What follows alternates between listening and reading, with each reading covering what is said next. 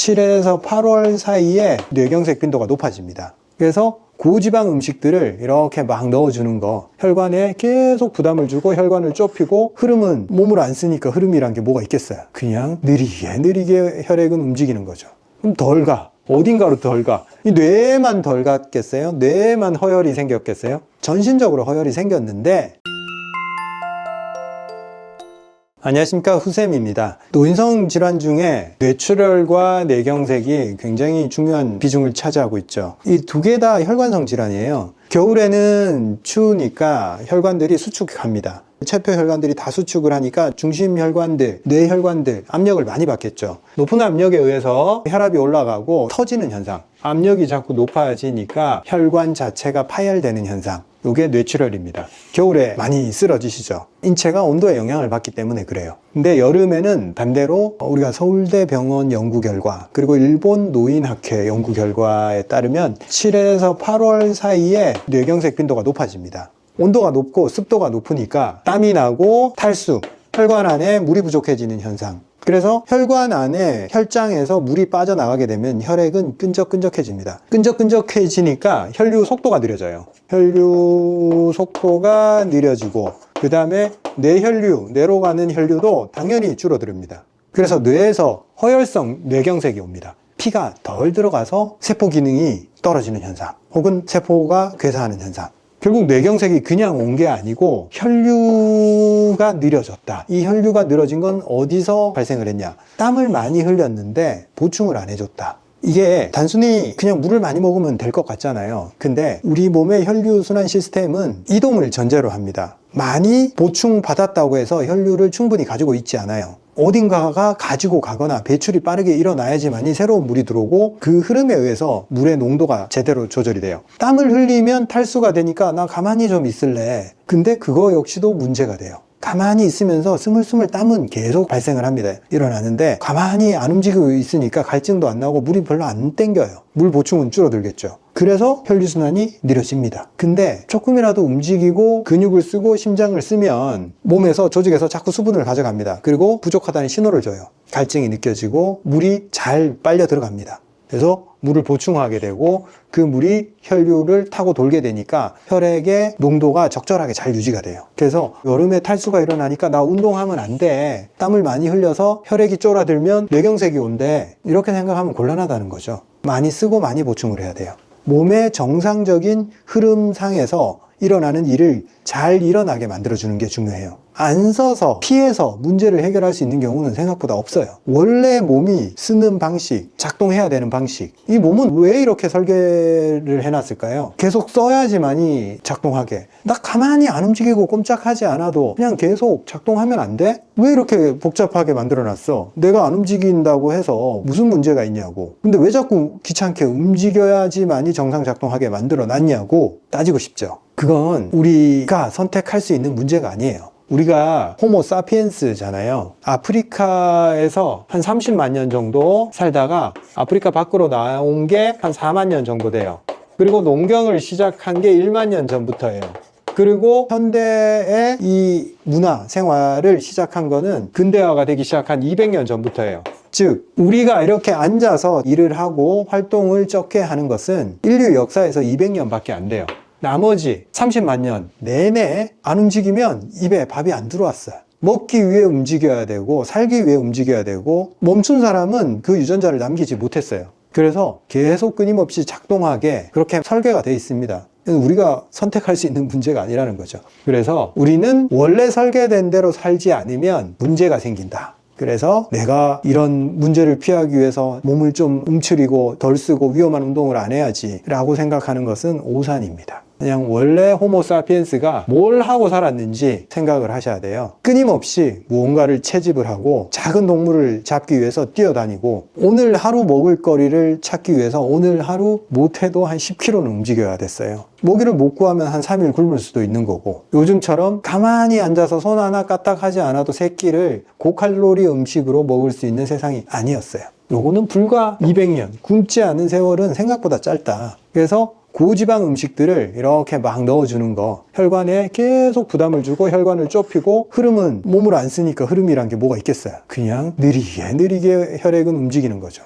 그럼 덜 가. 어딘가로 덜 가. 이 뇌에만 덜 갔겠어요? 뇌에만 허혈이 생겼겠어요? 전신적으로 허혈이 생겼는데 뇌에는 허혈이 생기면 심각한 문제를 유발하니까 병명이 붙어 있는 것 뿐이에요. 사실 전신적으로 온몸이 말라가고 건조해지고 피가 안 돌게 됩니다. 그래서 그냥 원래 설계된 대로 움직여야 된다. 어쩔 수 없다. 선택은 없다. 우리가 그냥 물을 먹어도 되는 경우가 있고 반드시 전해질을 통해서 소금이라든지 그런 것들을 계속 같이 보충해 줘야 되는 경우가 있어요. 소금을 통해서 우리가 나트륨을 보충을 하지만 소금과 함께 세포의 전해질 균형을 맞추는 것은 예를 들면 세포 안에 안팎에 나트륨과 칼륨의 세포 내외의 비율을 통해서 물질이 이동을 해요. 물과 영양분들이 들쑥날쑥 하는 것은 이 전해질의 농도 차이에 의해서 움직입니다. 그래서 나트륨이나 칼륨이 부족하면 우리 몸의 물질 이동은 일어날 수가 없어요. 특히 물은 나트륨에 의해서 이동을 하고 세포액의 농도는 칼륨에 의해서 조절이 됩니다. 자, 이거는 우리가 충분한 소금을 먹어줘야 되는 거고 칼륨은 충분한 채소와 과일을 먹어줘서 이 농도를 유지시킵니다. 그냥 물만 먹으면 되게 해놓지 왜 이렇게 복잡하게 만들어놨냐? 그것도 우리의 선택이 아닙니다. 더 긴 시간 동안 선택된 사항입니다. 한 1억 년 이상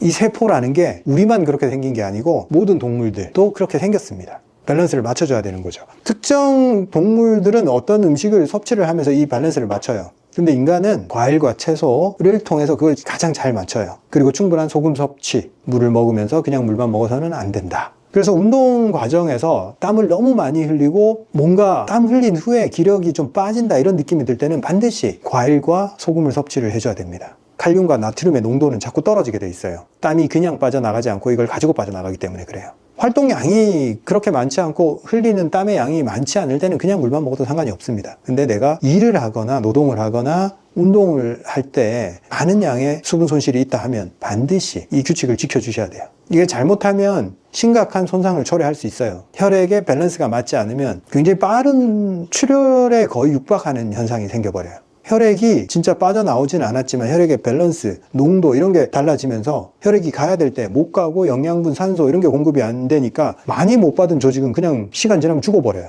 그 세포가. 그러면 되돌릴 수 없는 손상을 남기는 거죠. 특히 뇌.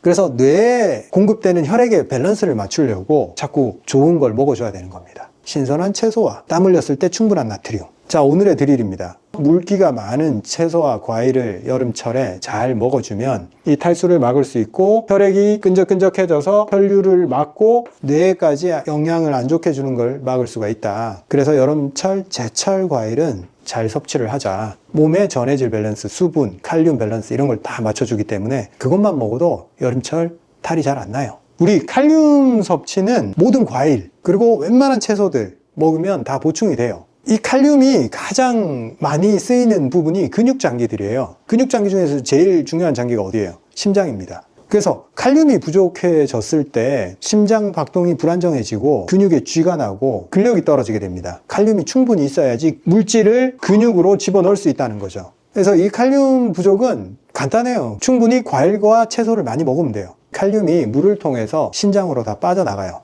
소변으로. 근데 주의해야 될 분들은 신장이 제 기능을 못했을 때 칼륨이 과잉되게 머물러 있을 수는 있어요. 그래서 신장 능력까지 떨어진 분들은 이런 것들을 약간 주의할 필요는 있어요. 신장이 안 좋아지기 전에 우리 몸의 혈류를 충분히 빠르게 많이 곳곳에 공급할 수 있는 능력을 키워놔야지 최종적으로 신장이 안 망가져요. 신장이 망가진 것은 신장으로 들어가는 혈류가 줄었을 때 그 상태로 시간이 많이 지났을 때 문제가 생깁니다. 즉 평상시에 운동 많이 하고 혈액순환 제대로 시키면 신장을 건강하게 유지할 수 있습니다. 그리고 충분한 채소, 과일을 통해서 우리가 그냥 수분이 아니라 그 과일과 채소가 가지고 있는 세포 내 수분들을 흡수할 수 있어요. 다른 생명체가 쓰기 좋게 만들어 놓은 걸 그대로 쓰는 거예요. 물론 지난번 얘기했듯이 기력이 너무 약하고 소화기가 너무 떨어지고 땀을 흘리면 기운까지 빠져버리고 소화가 안 되는 그런 분들은 제가 뭐라 그랬어요? 황기, 인삼 그런 걸로 소화기 기력을 만들어주면서 과일을 먹으면 된다. 왜냐면 그 능력이 너무 떨어져 있는 분들은 과일을 먹으면 흡수를 못하고 막 설사를 해버리고 그러니까 나는 과일이 안 맞아 하면서 여름에도 과일을 안 먹어버린단 말이에요. 그게 아니에요.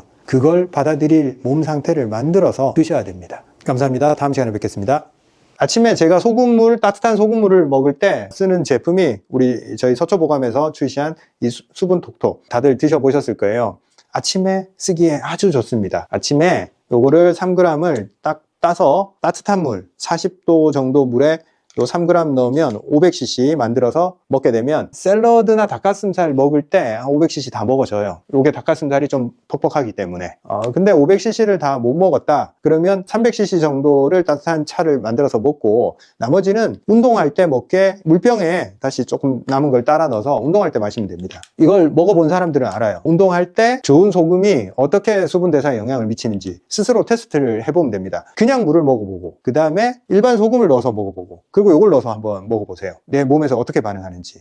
저는 위장이 되게 예민한 편이어서 수분이 많이 들어왔을 때 좀 감당을 못해요. 그래서 운동을 하다가 그걸 발견을 해서 이 제품을 만들게 됐는데, 운동을 격하게 하고 땀이 많이 날 때 수분이 다 체표로 이동을 하고 이 위장관은 좀 냉해지는 경향이 있어요. 그런 상황에서 몸이 더우니까 이렇게 물을 한 잔 먹잖아요. 일단 처음에는 찬물을 먹어봤어요. 찬물을 먹으니까 바로 속이 불편해지는 거예요. 왜? 온도가 맞지가 않는 거지. 열을 발산을 시켰기 때문에 속은 냉해져 있는 상태에서 나는 덥다고 찬물을 먹으면 속이 감당을 못해. 그래서 따뜻한 물 먹어보니까 좀 낫긴 나. 그래도 배에서 계속 물소리가 나는 거예요. 물이 여기서 빨리 땡겨가지를 못하는구나. 그 다음에 했던 게 천일염을 좀 타서 먹어보니까 훨씬 나은 거예요. 그래서 소금에 대해서 이제 관심을 가지고, 이거 제대로 된 소금이 있으면 사람의 체액 밸런스를 빠르게 맞춰줄 수 있겠다. 그래서 스터디를 하고 제품화를 해서 제가 애용을 하게 됐는데, 사실 제가 먹으려고 만들었어요. 제가 운동할 때 먹고 아침에 일어나서 먹고, 일반 소금에 비해서 많이 달라요. 배에서 물소리가 안 나고, 속이 쉽게 차가워지는 사람들은 특히 수분 대사가 빠르게 일어나고 붓기도 잘 빠지고, 그리고 건조감도 어느 정도 낮춰줍니다. 혈관 안에 수분의 양을 잘 맞춘다고 보면 됩니다. 좋은 소금은.